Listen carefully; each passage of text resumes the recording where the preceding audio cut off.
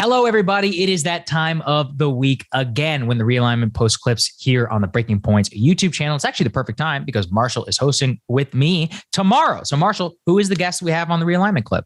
Yeah, I'm super pumped to see you guys actually in the studio. I did the first opening episode with Christo and Kyle, and that was really fun. So I know Saagar and I are going to have a great version of the show for all of you guys. I will also be there the following Tuesday as well. But this is a quick clip from our episode with Professor Amy Chua. It's all about political tribalism and how it infected our inability to win the war in Afghanistan. It infected the way we went into Iraq, and it affects our domestic politics as well too. So much great stuff here. Be sure to follow the link to listen to the full episode as a podcast, or check out our YouTube channel. We are about to cross 50K, so we'd love to get the support. All right, let's do it.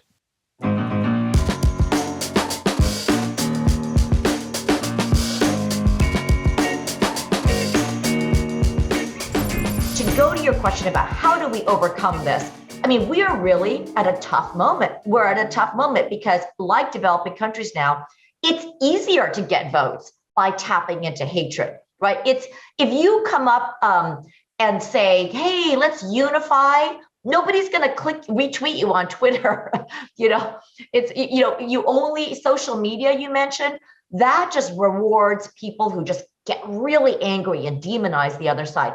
To me, I actually am an independent myself, but I believe it or not, some of now President Biden's main advisors actually read Political Tribes, and going for those Midwestern states that he won, you'll notice that he did a very unifying message. He did not do what the left of his movement wanted, and he tried to steer clear of that. So for me, the hopeful thing is it's a concept I introduced in Political Tribes. What makes us different from developing countries? We have to think about I don't think we're like a developing country, right? I think that we are exhibiting some dynamics, but we've got some special things. First, we are so lucky that the US identity is actually not ethnic. A lot of these countries, it really is blood-based, like China, it's like Han Chinese, that's who founded this country. Our identity is actually rooted in principle. If you will subscribe to the values of the US Constitution, you can be American. Now, immediately, as my students always remind me, we have failed to live up to those principles. We had slavery while we had the Constitution. True enough. Nevertheless, we can't forget what a gift it is that we've got this advantage that our national identity, in theory, in principle, is enough to encompass all these people. And so one of the things that most distresses me is I see among younger people, the Constitution, that's a racist document, or our founding fathers, those are just white male rapists. And what I always tell young people is like, look, there's a huge difference between saying that we have these great principles in our US Constitution, but we have shamefully and repeatedly failed to live up to them. And the people that implemented them themselves were racist, and they made all these mistakes. But we've got to try to stick to those principles. There's a huge difference between that and just throwing the baby out with the bathwater and saying the whole Constitution is racist and just it's all smoke. The Constitution is really just an excuse for white supremacy. I think if we go there, it's going to be really dangerous, because what is going to hold this country together? As you say, it can't be Fox News or MSNBC. I mean, they're always going against the other side. It can't, anything like that's coming from the right on, if we start to go the route of developing countries and saying US identity has to be defined by an ethnic group, like it's got to be whites, or it's got to be Christians or Europeans, or the opposite. Whites are terrible. It's got to be only by people of color. We're actually moving away from the US ideal, which is that anyone can be an American. And so I feel like that is the secret, that we've got to find a way to teach your listeners how to not whitewash our history. I'm totally in favor of that. We got to tell the truth, but not to overcorrect and forget what is kind of special about this country, because that's the only thing that can conceivably hold this country together. And what makes us different from Iraq? I mean, the problem with a country like Iraq is there was never a really strong overarching Iraq identity. People always felt more Sunni or Shia or Kurd. Afghanistan, forget it. I mean, it's like, Pashtun, Tajik, the whole idea of this Afghanistan overarching national identity, that's been the problem. They don't have anything close to that. Even a country like Pakistan is the same thing. But we are different in the United States. And I think that's something that we can be critical, but we don't want to overcorrect.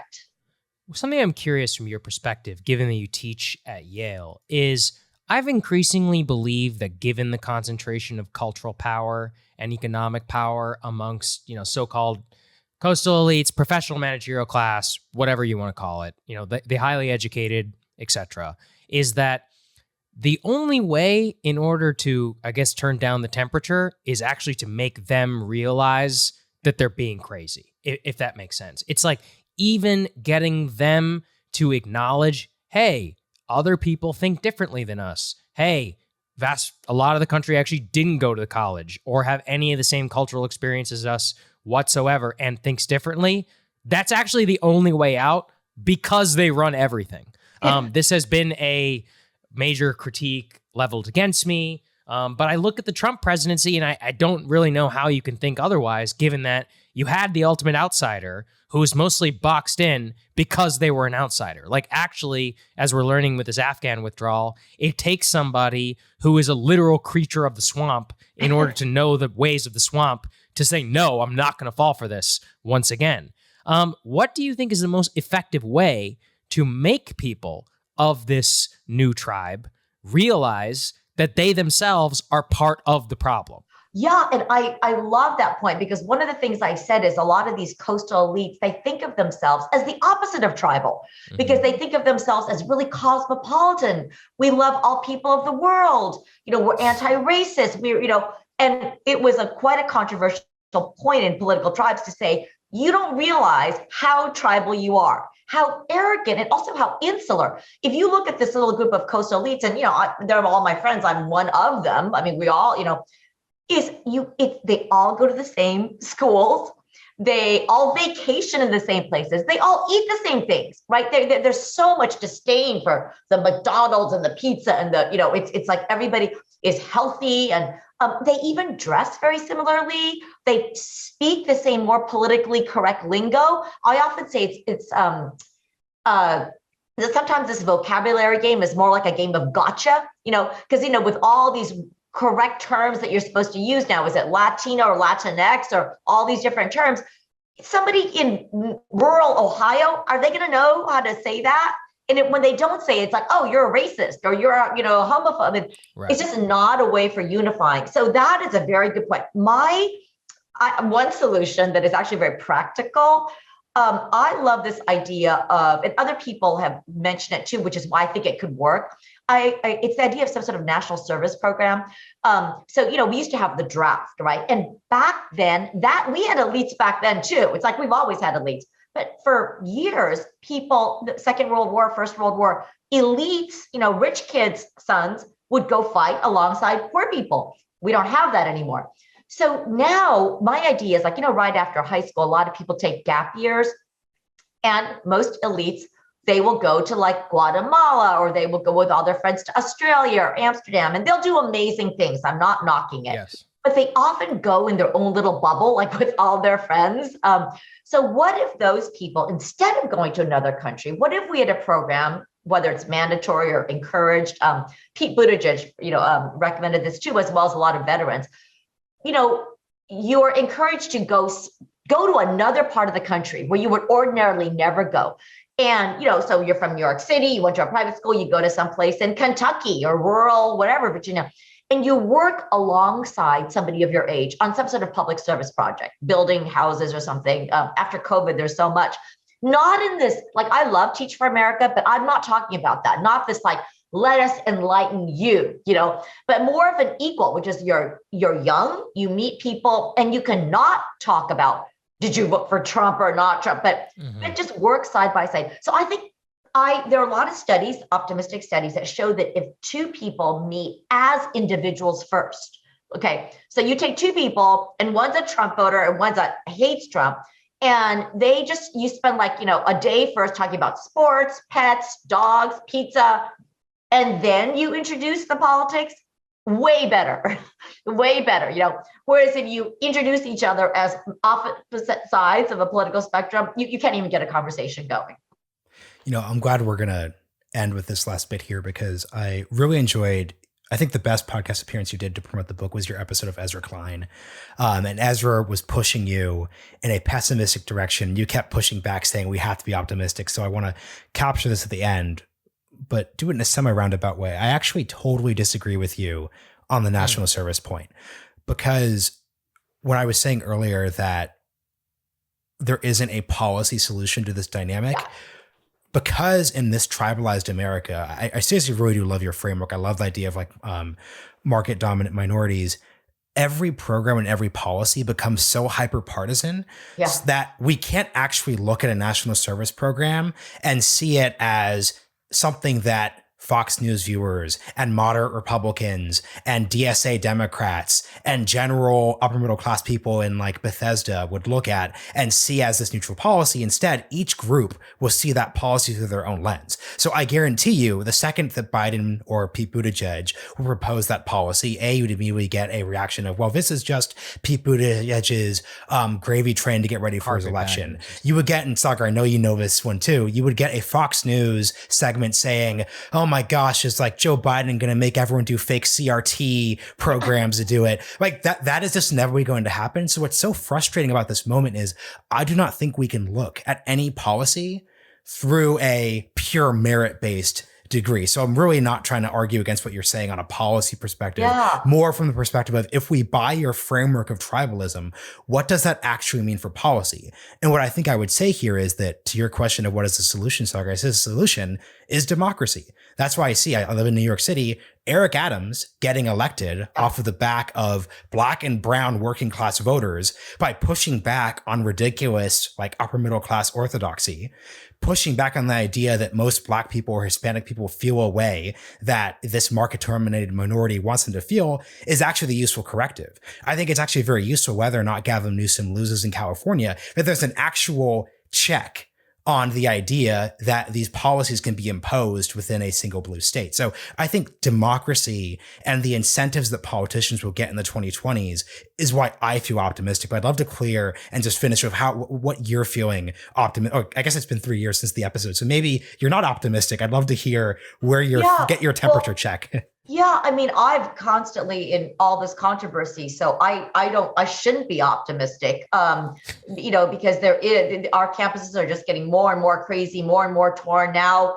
you can't even. I used to love teaching because I'd have like some member of the Federal Society in my small group with very left wing person, and they would argue, then go out for a beer. Right now, if you even have a friend who's a member of the Federal Society, you are FedSoc adjacent, and you're going to be shamed and bullied. So the dynamic is tough, but the optimist in me kind of dovetails with your point about democracy. I'm very controversial, and it always seems like I'm about to be canceled, but then I just get the wait list from my class, and it's like 120 people, right? And Yale is a small school, like there are only 200 people per class. It's like half the class. And so it's I always get one of the most popular. So there's a disconnect. And my point here is I really think that the stuff you're seeing on social media, the real hate, the real extreme, is actually a smaller minority than you think. It's a loud and shrill, smaller minority that is kind of doing this. And they often run the show when you hear it, and that's all you hear. And it's certainly what you see on cable news. But the reason you got the result when you mentioned Eric Adams, or even you saw whatever you oppose or like, hate Biden or like him, you can see that he did a more moderate thing to get elected. I think that, I've come to fan of democracy too. It's the best method for self-correcting that we have. I still am I'm optimistic, but I'm worried about how we are teaching our young people history, because it goes back to what I think needs to be the thing that connects our country together. It's got to be the values of the Constitution. So when I see some directions like, you'll see things like, equality or something like that is itself a white supremacist concept. You just see so much crazy dialogue that it does worry me. But I am with you, Marshall. I remain an optimist. I used to go around the country and people at the end would be, oh my gosh, Professor Chua, is there another country out there that can be a model for us in overcoming our political tribalism? And I would say, no, we are the best model. They're always expecting me to say Canada. Scandinavia. Yeah, Scandinavia. No. But I'm like, it feels awful right now. We're going through some growing pains precisely because of these demographic transformations. And there's a lot of ugliness, and I've been hit personally by it. But I actually think just structurally, just in terms of the formula that we have, kind of our foundations, we are the best equipped country in the world to deal with these forms of political tribalism.